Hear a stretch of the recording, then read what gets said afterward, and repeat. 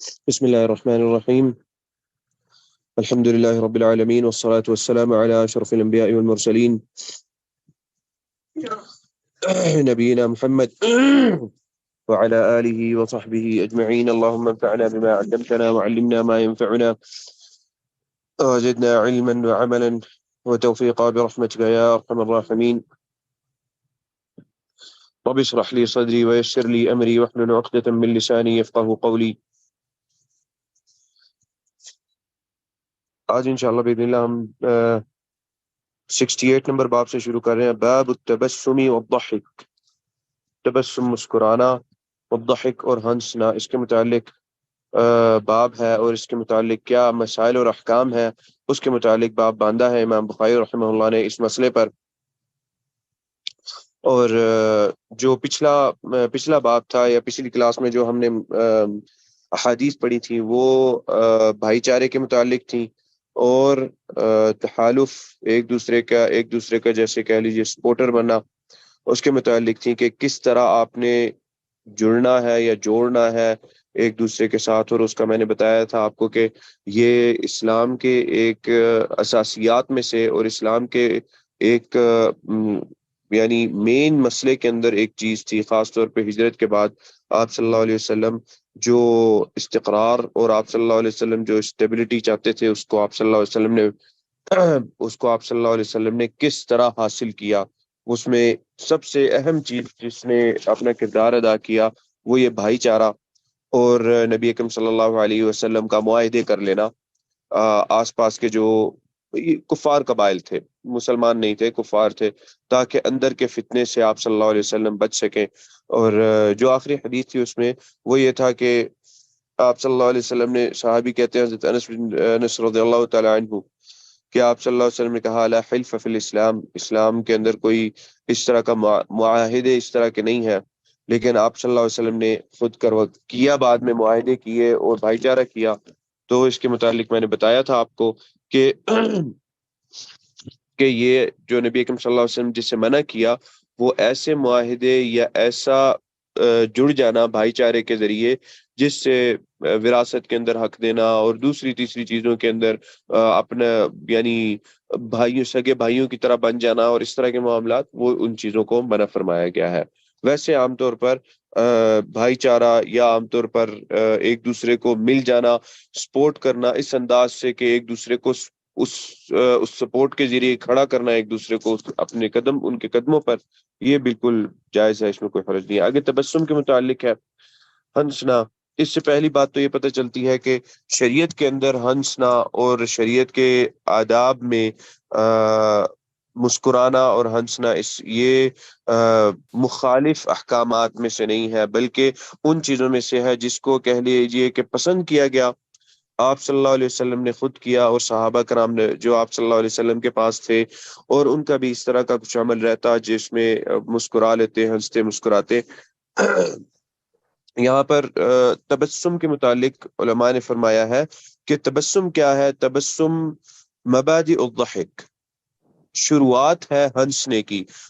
کی شروعات کو تبسم کہتے ہیں. تبسم یعنی مسکرا لینے کو تبسم کہتے ہیں. اور اس کے بارے میں یہی ہے کہ یہ ہنسنے کی شروعات ہے. ہنسنا کیا ہے؟ ہنسنا اس کے متعلق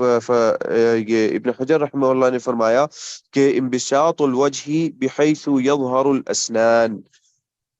کہ انسان کا چہرے پر خوشی کا اظہار ہونا، اور اس طرح خوشی کا اظہار ہونا کہ انسان کے جو دانت ہیں وہ نظر آئے،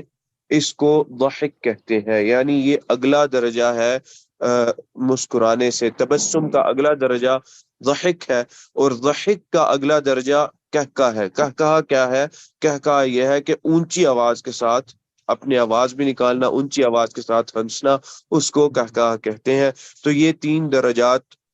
علماء نے رحمہم اللہ نے بیان کیے ہیں. آپ صلی اللہ علیہ وسلم سے ضحک، تبسم، یہ دونوں چیزیں نبی اکرم صلی اللہ علیہ وسلم سے آتی ہیں. اور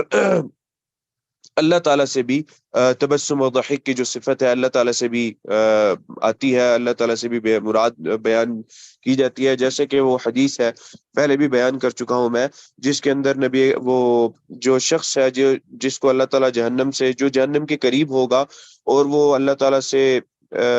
التجا کرے گا کہ یا رب مجھے دور کر دے، اس سے بس تھوڑا سا دور کر دے، تو اس حدیث کے اندر آتا ہے وہ دور کر دے، پھر اس کے بعد وہ پھر کہتا ہے کہ اللہ تعالیٰ تھوڑا اور آگے کر دے، تھوڑا اور آگے کر دے، تھوڑا اور ہر دفعہ وہ وعدہ کرتا ہے، تو اللہ تعالیٰ اس حدیث کے اندر آتا ہے کہ اللہ تعالیٰ مسکرائیں گے اس کو دیکھ کر، اور اس سے پھر اللہ تعالیٰ بات کریں گے کہ بھئی تم نے تو وعدہ کیا تھا، تو ابھی کہ تو یہ مسکرانے کی جو صفت ہے نبی اکرم صلی اللہ علیہ وسلم کے متعلق بھی اور اللہ تعالیٰ کے بارے میں بھی آتی ہے، اسلام اور شریعت کے آداب کے بالکل مخالف نہیں ہے، بلکہ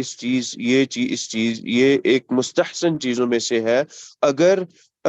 اس کے اندر کوئی کسی قباحت والے معاملات اور کوئی برے معاملات نہ ہوں اس میں شامل، تو بالکل کوئی حرج نہیں ہے، اس کے اندر جائز ہے یہ معاملہ، یعنی یہ معاملات جائز امور میں سے ہیں، بلکہ شاید یہ کہہ سکتے ہیں کہ آج کے زمانے میں تبسم اور ضحک کسی کہہ لیجئے کھیل یا ہنسی مذاق کے ساتھ جڑنا جو شریعت کے قواعد و قوانین کے خلاف نہیں ہے، وہ زیادہ بہت اہم ہے۔ کیوں؟ آج کل کی حالات کی وجہ سے، آج کل کے معاملات کی وجہ سے، تاکہ لوگ دین سے دور نہ ہوں، تاکہ لوگ یہ نہ سمجھے کہ اچھا جی دین نام ہے بالکل منہ بنا کے بیٹھے رہ جانے کا اور بالکل سیریس رہ کر پڑھنا یا سیریس رہ کر اپنی زندگی گزارنا دین اس چیز کا نام ہے، یہ بات نہ سمجھی جائے۔ تو اس وجہ سے خاص جو آج کل جو معاملات چل رہے ہیں، دین کی جو تصویر دکھائی جا رہی ہے کہ جی دین تو شاید ایسا ہوتا ہے، یا لوگوں کے ذہنوں کے اندر ایک جو تصویر بنی ہوئی ہے دین کی کہ اچھا شاید دین پتہ نہیں ایسا ہوتا ہے، اور جو میڈیا کے اندر معاملات اور چیزوں کو دکھایا جاتا ہے، تو ان کو مد نظر رکھتے ہوئے شاید آج اس مسئلے کی زیادہ اہمیت ہو، یہ آج سے پہلے کی نسبت، یعنی آج سے پہلے کے زمانہ جو ہے اس کی نسبت شاید آج کے زمانے میں اس مسئلے کی زیادہ اہمیت ہو۔ فرماتے ہیں وقالت فاطمہ رضی اللہ عنہا أسر إلي النبي صلی اللہ علیہ وسلم فضحك، یہ ایک حدیث ہے، لمبی حدیث ہے، جس کے اندر حضرت فاطمہ رضی اللہ تعالی عنہ کے فرماتی ہیں کہ آپ صلی اللہ علیہ وسلم نے سرگوشی کی میری طرف، اور آپ صلی اللہ علیہ وسلم پھر سرگوشی کر کے ہنسے آپ صلی اللہ علیہ وسلم۔ ضحک یعنی ضحک جیسے میں نے آپ کو بتایا ہے یہ تبسم کا اگلا درجہ ہے، مسکرانے کا اگلا درجہ ہے، جس کو ہم لوگ ہنسنا کہتے ہیں، لیکن اونچی آواز کے ساتھ ہنسنا نہیں، بلکہ نارمل عام طریقے سے عام انداز سے ہنسنے کو ضحک کہا جاتا ہے۔ تو آپ سے ضحک اور تبسم یہ دونوں چیزیں آتی ہیں، قہقہا آپ صلی اللہ علیہ وسلم سے نہیں آتا، کہکا مارنا جس کو کہتے ہیں، اونچی آواز سے زور زور سے ہنسنا یہ آپ صلی اللہ علیہ وسلم سے نہیں آتی، لیکن تبسم اور ضحک یہ دونوں چیزیں آپ صلی اللہ علیہ وسلم سے آتی ہیں۔ غالباً اس چیز کا اشارہ اس کی طرف ہے آپ صلی اللہ علیہ وسلم کی وفات کے سے پہلے، جب حضرت فاطمہ رضی اللہ تعالی عنہ پاس تھی اور آپ صلی اللہ علیہ وسلم نے حضرت فاطمہ رضی اللہ تعالی عنہ سے یہ بات کہی کہ وہ رو رہی تھی، تو آپ صلی اللہ علیہ وسلم نے کہا کہ میرے جانے کے بعد تم مجھ سے ملو گی، اور وہ سرگوشی کی آپ صلی اللہ علیہ وسلم نے حضرت فاطمہ رضی اللہ تعالی عنہ سے سرگوشی کر کے یہ بات کہی، تو اس میں غالباً یہ چیز آتی ہے۔ تو حدیث کا ایک حصہ بیان کیا امام بخاری نے، جو مکمل حدیث کسی اور باب میں امام بخاری آلریڈی بیان کر چکے ہیں، لیکن اس پوری حدیث کے اندر سے یہ ایک چھوٹا سا ٹکڑا یہاں پر جو امام بخاری رحمہ اللہ ادب بیان کرنا چاہتے ہیں، یا جو چیز بیان کرنا چاہتے ہیں دلیل کے طور پر، امام بخاری رحمہ اللہ نے وہ چھوٹا سا ٹکڑا یہاں پر بیان کیا۔ وقال ابن عباس، ابن عباس رضی اللہ تعالی عنہ فرماتے ہیں، یعنی اس چیز کی مشروعیت بیان کرنے کے لیے کہ یہ چیز مشروع ہے، یہ چیز ناجائز نہیں ہے۔ کوئی آپ کو یہ نہ کہے کہ بھائی نہیں نہیں تم ہنس کیوں رہے ہو، تم تو مولوی ہو، یا تم ہنس کیوں رہے ہو، تم تو امام مسجد ہو، یا تم تو مؤذن ہو، تم کیوں ہنس رہے ہو، یہ بڑی عجیب بات ہے، یہ طریقہ ہے نہیں، یہ آپ کو کوئی کہنے نہ پائے۔ کیوں؟ کیونکہ ہنسنا یا تبسم یا مسکرانا اسلام کے آداب کے بالکل خلاف نہیں ہے۔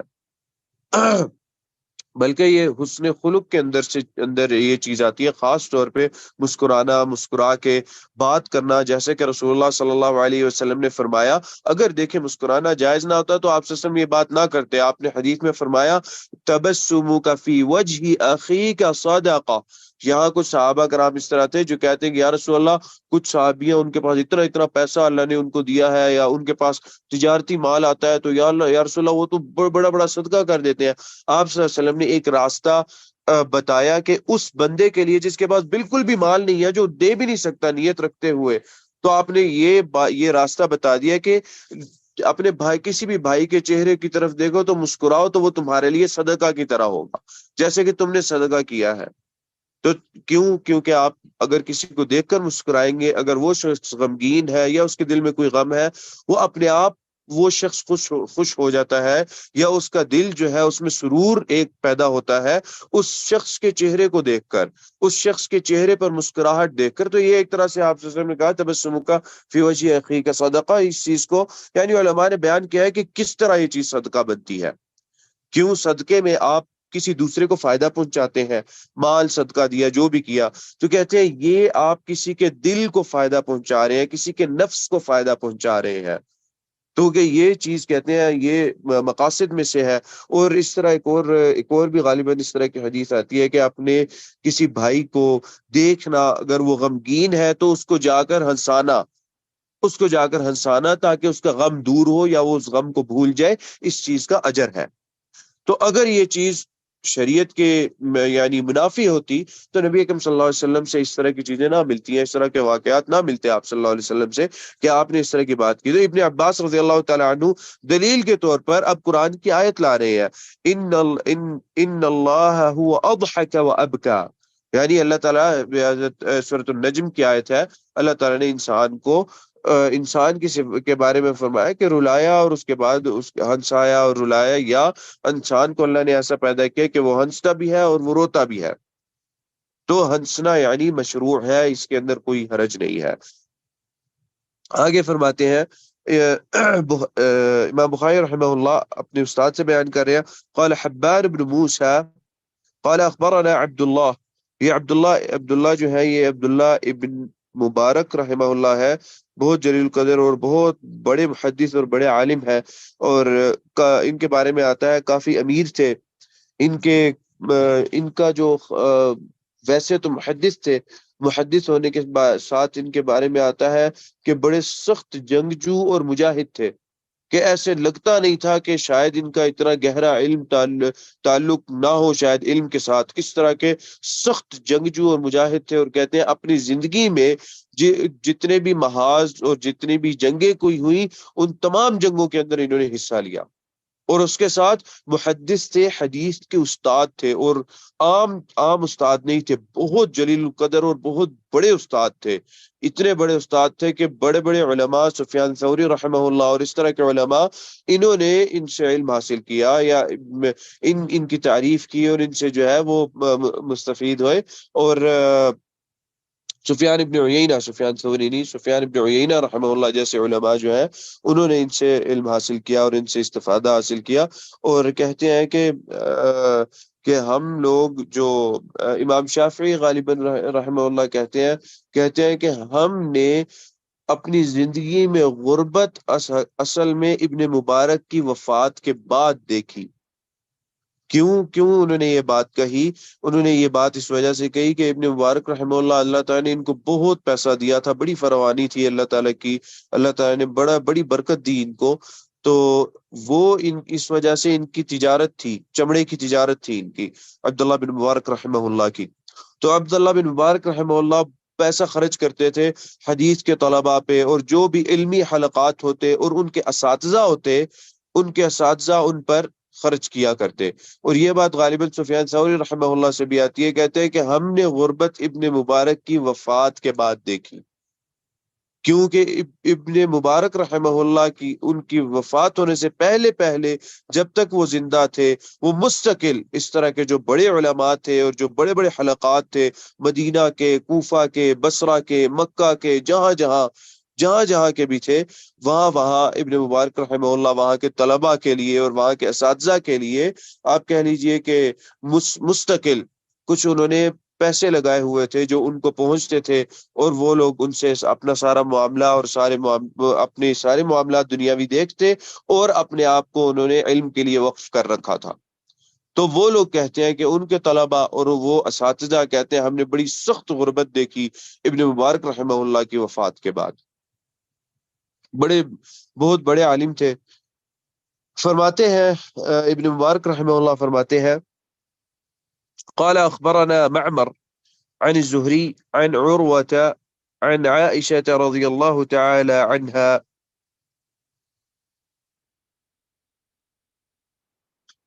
فرماتے ہیں حضرت عائشہ رضی اللہ تعالی عنہ فرماتی ہیں ان رفاعة القرظی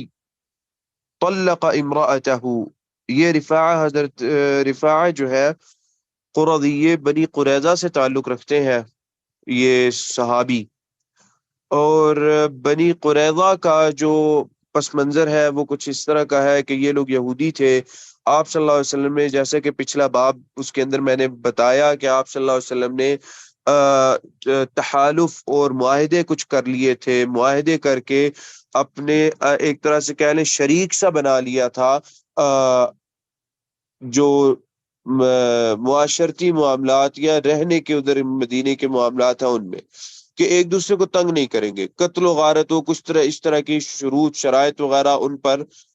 پر جو ہے وہ اتفاق کروا کر آپ صلی اللہ علیہ وسلم نے ایک طرح سے ان کو رکھا ہوا تھا۔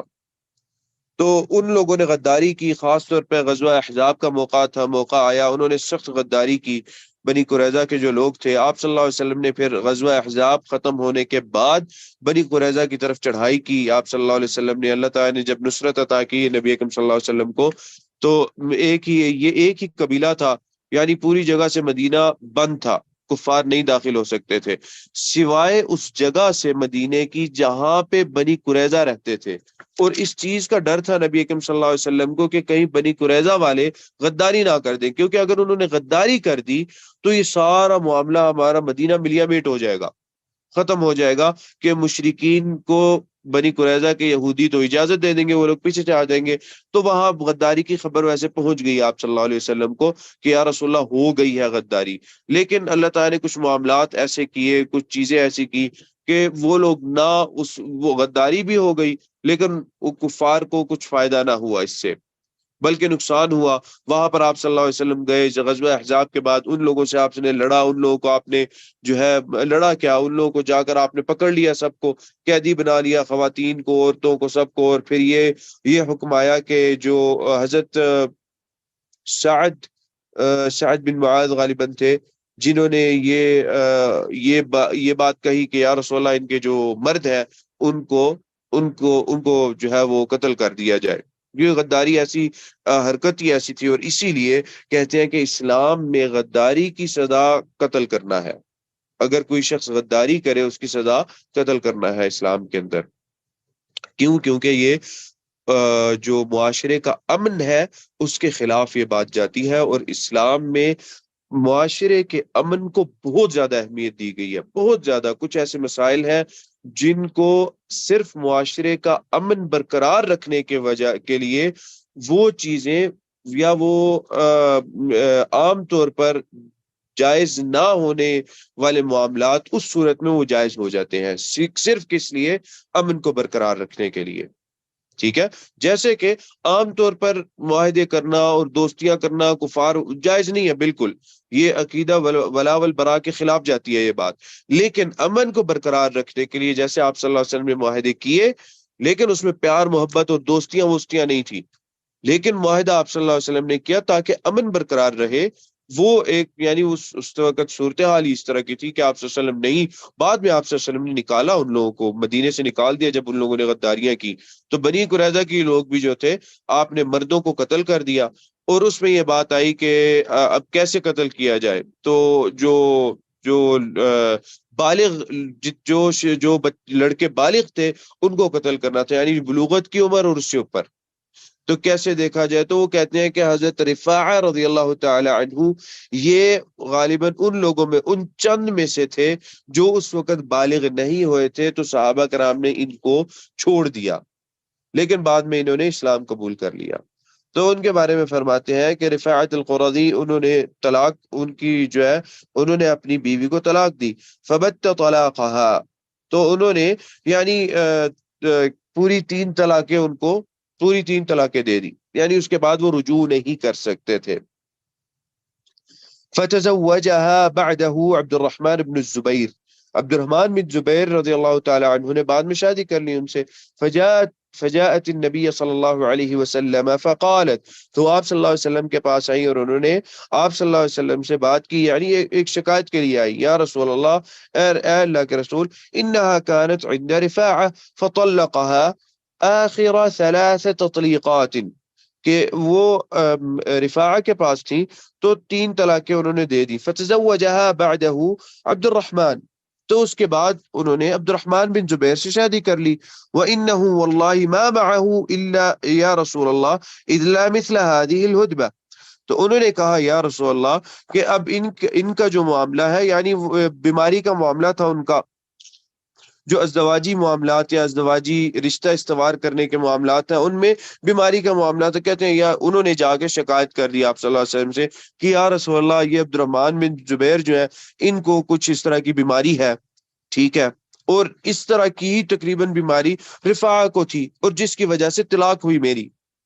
ٹھیک ہے۔ یہ بات، اب یہ بات ایسی ہے کہ جو بہت ہی یعنی ایسی بات ہے جس کو عام بندہ کرتے ہوئے سخت شرمائے،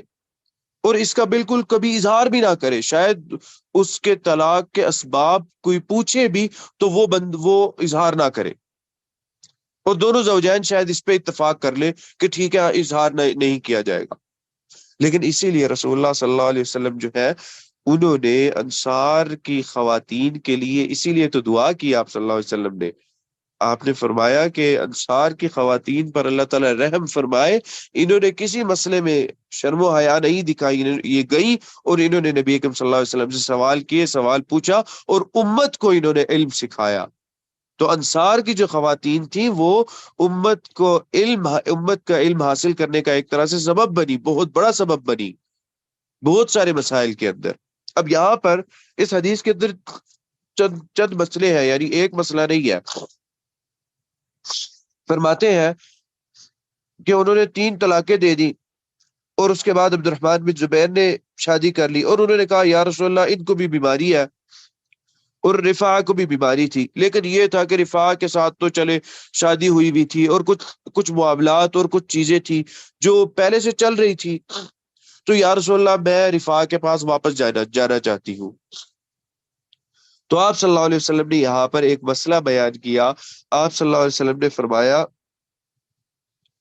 قال، اچھا اس سے پہلے بات ہے، قال وابو بکر جالس عند النبی صلی اللہ علیہ وسلم، حضرت ابو بکر بیٹھے ہوئے تھے آپ صلی اللہ علیہ وسلم کے پاس، وابن سعید بن العاص جالس بباب الحجرة ليؤذن له، اور حضرت سعید بن عاص جو ہے وہ حجرے کے باب پہ بیٹھے ہوئے تھے، دروازے پہ بیٹھے ہوئے تھے اجازت دینے کے لیے، یعنی کوئی اندر آنا، آپ کہہ لیں کہ جیسے دربان شاید کہہ لیجئے کہ دروازے پہ بیٹھے ہیں، کون اندر آ رہا ہے جا رہا ہے، یعنی اجازت نبی اکرم صلی اللہ علیہ وسلم سے لے دیں، ہم اندر آنا چاہتے ہیں، کہتے ہیں وہ اجازت دینے کے لیے بیٹھے ہوئے تھے۔ فطفق خالد ینادی ابا بکر، اب یہاں پر حضرت خالد بن ولید رضی اللہ تعالی عنہ تھے، انہوں نے آواز دی حضرت ابو بکر رضی اللہ تعالی عنہ کو، اور غصے میں، سخت غصے میں آواز دی حضرت ابو بکر کو، الا تزجر هذه عما تجهر به عند رسول اللہ صلی اللہ علیہ وسلم، کہ اے ابو بکر اس عورت کو منع نہیں کرتے، یعنی زجرہ کا مطلب ہوتا ہے ڈانٹنا، ڈانٹ کے کسی کو روکنا، صرف روکنا نہیں بلکہ ڈانٹ کے کسی کو روکنا۔ تو انہوں نے حضرت ابو بکر کو کہا، وہی بات ہے کہ چونکہ قریب تھے آپ صلی اللہ علیہ وسلم کے، حضرت خالد رضی اللہ تعالی عنہ نے یہ اس مقام اور اس مرتبے کو جانا، پہچانا، اور اس کے مطابق بات کی کہ اے ابو بکر، یعنی یہ ہے ابو بکر، یہ آپ کا ہی مقام ہے، ہمارا مقام نہیں ہے کہ آپ صلی اللہ علیہ وسلم کے پاس یا اس طرح کی بات جا کے کریں۔ یہ عورت جو بات کری آپ کریں، دیکھیں، آپ اس کو روکیں، اس کو کیا بات کرتی ہے آپ صلی اللہ علیہ وسلم سے عند رسول اللہ صلی اللہ علیہ وسلم وما یزید۔ اچھا آگے فرماتے ہیں کہ حضرت عائشہ یہ ساری حدیث بیان کر رہی ہیں، حضرت عائشہ رضی اللہ تعالیٰ عنہا سارا دیکھ رہی ہیں کہ حضرت خالد بھی باہر بیٹھے ہیں، حضرت ابوبکر بھی ہیں، ابن سعید بن عاص بھی ہیں، ٹھیک ہے، اور وہ خاتون آئی آپ صلی اللہ علیہ وسلم کے پاس، انہوں نے یہ مسئلہ پوچھا، یہ حضرت عائشہ رضی اللہ تعالیٰ عنہا بیان کر رہی ہیں۔ ینادی وما یزید رسول اللہ صلی اللہ علیہ وسلم علی التبسم، یعنی آپ صلی اللہ علیہ وسلم کہتے ہیں، وہ کہتی ہیں حضرت عائشہ کہ اس مسئلے کو سن کے آپ صلی اللہ علیہ وسلم کا جو رد فعل تھا وہ صرف یہ تھا، آپ صلی اللہ علیہ وسلم مسکرائے، یعنی مسکراہٹ آپ صلی اللہ علیہ وسلم پر ظاہر ہوئی۔ یہ وہی بات ہے کہ یہ دلیل ہے اصل میں جس کی وجہ سے امام بخاری یہ پوری لمبی حدیث بیان کر رہے ہیں، جس کا یعنی کوئی خاص تعلق تو نہیں اس آداب سے، لیکن یہ مسکرانے والی جو چیز ہے اس کا تعلق ہے، تو امام بخاری نے پوری حدیث بیان کی۔ تو حضرت عائشہ کہتی ہیں آپ سے مسکرائے، یعنی آپ نے منع نہیں کیا۔ اس سے پتہ یہ چلتا ہے کہ کوئی اس طرح کے جو مسائل ہیں ان میں اگر کوئی شرماتا ہے وہ ایک الگ بات ہے، لیکن اگر کوئی نہیں شرماتا اور پوچھتا ہے خاص طور پہ علم کے لیے، تو کوئی حرج نہیں اس کو ڈانٹنا، اس کو روکنا، یہ بات بالکل غلط ہے۔ اسی طرح کے سبحان اللہ مثال چند ماہ پہلے کی بات ہے کہ جو مفتی مملکہ ہے ان سے کوئی بندہ کسی خاتون نے سوال کیا، اور وہ سوالات اسی طرح کے وہ چند سوالات تھے، وہ ایک سوال نہیں تھا، وہ 4-5 سوالات تھے، اور وہ اسی طرح کے سوالات تھے، اسی چیز کے متعلق تھے، جو ماہواری کے کچھ مسائل تھے، اور اس کے بعد کچھ ازدواجی رشتہ استوار کرنے کے کچھ مسائل تھے۔ تو آخری سوال اس کا سبحان اللہ اس عورت نے ریڈیو پہ یہ چل رہا تھا، اور سبحان اللہ اس عورت نے پوچھا، پتہ نہیں جو بھی ہے جرت کی بات ہے، اس نے پوچھا مفتی صاحب سے، اور جو ریڈیو کا اینکر تھا اس نے آگے پیچھے کر کے بات کو گول مول کرنے کی کوشش کی، اور وہ تھوڑا سا اس کی بات سے بھی پتہ چلا کہ اس کو سخت ناگوار گزرا ہے کہ یہ عورت نے ریڈیو کے اوپر ایسی بات کیوں پوچھ لی۔ لیکن مفتی صاحب نے مجال ہے کہ اس عورت کو یہ کہا ہو کہ تمہیں تمیز نہیں ہے کہ کس طرح کے سوالات پوچھتی ہو، کیا بات کر رہی ہو، ساری دنیا سن رہی ہے تمہیں۔ مفتی صاحب نے بلکہ جو اینکر تھا جس نے کاٹنے کی کوشش کی، مفتی صاحب نے اس کو روکا اور پورا اس کے مسئلے کا واضح صحیح طرح قرآن و حدیث کے دلائل کے ساتھ جواب دیا، اس کو پورا جواب دے کر خاموش ہوئے، اور بالکل اس کو ڈانٹا نہیں کہ بھئی تم نے کیسے سوال کیا اور کیوں اس طرح کے سوال کر رہی ہو، تمہیں پتہ نہیں ہے، تم مسلمان ہو رہا، تو مسلمانوں کے اندر یہ مسائل معروف ہوتے ہیں، اور تم کس طرح کے سوالات کر رہی ہو۔ بلکہ اس اینکر کو روکا مفتی صاحب نے اور کہا کہ نہیں، رک جائیں، کرنے دے سوال اس کو، اور اس کا جواب خود آگے بڑھ کے خود آگے جواب دیا اس کا۔ تو اس طرح کے بہت سارے اور مسائل ہیں جس میں انصار کی خواتین نے آپ صلی اللہ علیہ وسلم سے پوچھا اور آپ نے جواب دیا ان مسائل کا، ڈانٹا بالکل بھی نہیں۔ لیکن غرض یہ ہونی چاہیے کہ انسان علم حاصل کرے، علم حاصل کی غرض ہو، اس سے بالکل کوئی حرج نہیں ہے اس طرح کے مسائل پوچھنے میں۔ تو آپ صلی اللہ علیہ وسلم نے فرمایا، آگے فرماتے ہیں کہ آپ صلی اللہ علیہ وسلم کچھ بھی نہیں، یعنی مسکرانے سے زیادہ آپ نے کچھ نہیں کیا، یعنی کوئی ڈانٹا یا کچھ اس طرح کی بات نہیں کی، آپ صلی اللہ علیہ وسلم مسکرائے اس کو، یعنی اس عورت کی بات کو اور اس کو سن کر کے بھئی اچھا ادھر تھی اور اس کے بعد واپس جانا چاہتی ہے کہ شاید اس کے ساتھ جو شاید ویسے باقی ازدواجی معاملات وہ تو چل رہے تھے نا، جو زوجین کے درمیان ایک باقی رہن سہن ہوتا ہے اور عشرت کے معاملات ہوتے ہیں، وہ تو خیر چل ہی رہے تھے نا، تو اب یہ تو بالکل، تو اس وجہ سے انہوں نے کہا کہ یا رسول اللہ میں واپس جانا چاہتی ہوں۔ تو یہاں پر آپ نے ایک مسئلہ بیان کیا کہ آپ نے کہا کہ جب 3 طلاقیں ہو جائیں تو پھر ایسے واپس نہیں جایا جا سکتا، یہاں تک کہ وہ عورت کسی سے شادی ہو اس کی اور یہ پری پلان نہ ہو، یعنی پہلے پلان نہ کیا جائے کہ اچھا تم شادی کرو گی اور پھر وہ جو ہے تمہارے ساتھ ازدواجی رشتہ اختیار کرے گا اور اس کے بعد وہ تمہیں طلاق دے گا، اس کے بعد تم واپس میری رشتے میں آؤ گی۔ یہ اس طرح کا پلان کر کے نہ ہو، یہ تو بالکل حرام ہے، یہ بالکل جائز نہیں ہے، ٹھیک ہے۔ لیکن عام نارمل طریقے سے، طبیعی طریقے سے اس کی کسی اور مرد سے شادی ہو اور پورے معاملات ہوں، اور اس کے بعد پھر اللہ تعالیٰ کی طرف سے ہی پھر طلاق کا معاملہ ہو، نہ معاملات چل سکے، تو اب پھر واپس اگر وہ اپنے پرانے شوہر کی طرف جانا چاہتی ہے جس نے تینوں طلاق مکمل طور پر اس کو دے دی تھی، تو اب اس صورت میں جائز ہوتا ہے اس کے لیے کہ وہ واپس اس شوہر کے پاس جا سکتی ہے، ٹھیک ہے۔ یہ ایک مسئلہ تھا جو آپ صلی اللہ علیہ وسلم نے آگے بیان کیا۔ قال لعلک تريدين ان ترجعي الى رفاعہ، آپ نے مسکرائے اور آپ نے کہا شاید تم واپس رفاعہ کے پاس جانا چاہتی ہو جو تمہارا پہلا شوہر تھا۔ تو آپ نے کہا لا، یعنی اب اس طرح ویسے واپس نہیں جا سکتی، حتی تذوقی عسیلتہ ویذوق عسیلتک، یہاں تک کہ ازدواجی رشتہ نہ قائم ہو جائے، جو نئی شادی ہے اس میں ازدواجی رشتہ نہ قائم ہو، تب تک ویسے واپس نہیں جا سکتے۔ لیکن یہ ہے کہ یہ پلان کر کے نہ کیا جائے۔ یہاں پہ جو صحابیاں تھیں انہوں نے پلان نہیں کیا تھا،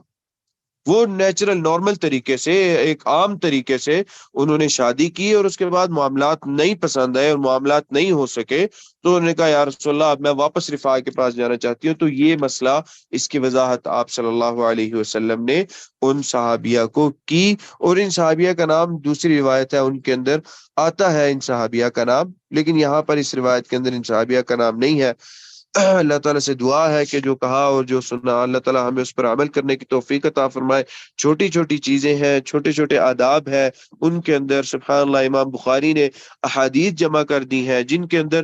ڈھیروں مسائل ہیں۔ وہ ایک حدیث ہوتی ہے، اس کا تعلق ادب کے ساتھ یا جو اخلاقیات ہے وہ چھوٹا سا تعلق اس کا ہوتا ہے، لیکن اس میں ساتھ آگے 4 5 6 اور بھی مسائل ہوتے ہیں۔ اللہ تعالیٰ ان تمام کو ہمیں سیکھنے کی اور اس پر عمل کرنے کی توفیق عطا فرمائے۔ قد قلت ما قلت صوابا فمن الله وإن خطأ فمني والشيطان وأستغفر الله إنه كان غفارا، والسلام عليكم ورحمة الله